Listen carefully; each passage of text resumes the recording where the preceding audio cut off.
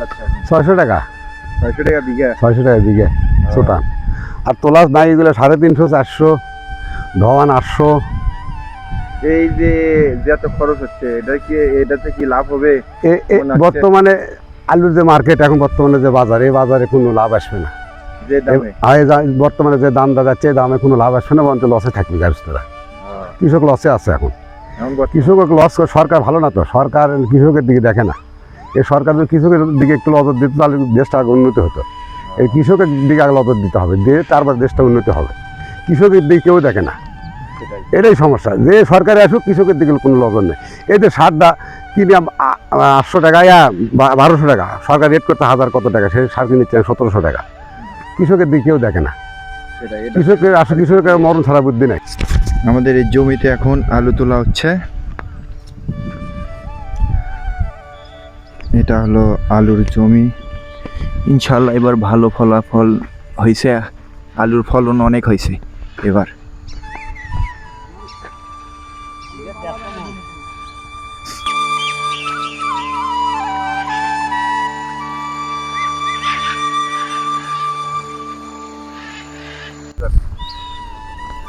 মামু মামু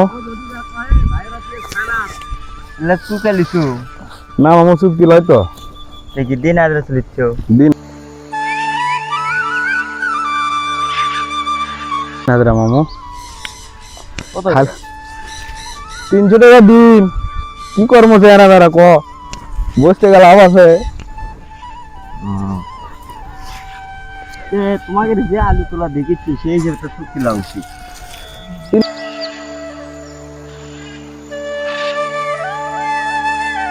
লোকের কাম চুক্তিতে হবা লাগবে রে, হয় না? না এলে লোকের কাম চুক্তিতে হবি না।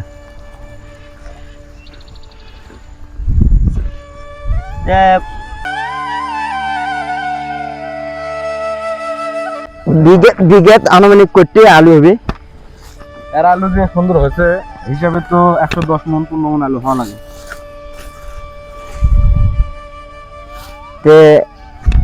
এটা কি গাড়ি তোর পোষায় না ঠকায়? মানে এরকম পোষাবি, ফলন বাম্পার হলে তো পোষাবি।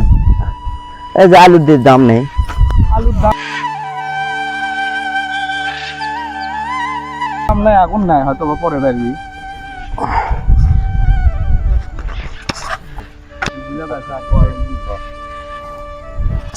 আপনার দ্বারা এখানে তো আলু তো 500 টাকা মন। এই দাম থাকলে তো কি পোষাবি?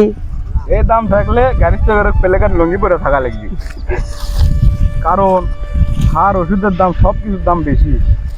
মানুষ একটা বিঘাত মনে করেন যে না হলে তো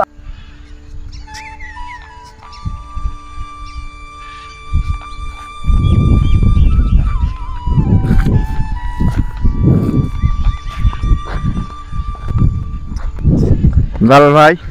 আপনি এলা আলু কত করে বিঘা হচ্ছেন? 1000 টাকা দিন। 1000 টাকা দিন? বিঘা না? না বিঘা না, ও দিন হিসেবে? দিন হিসেবে। ও তা আপনাদের তো যে অবস্থা খারাপ।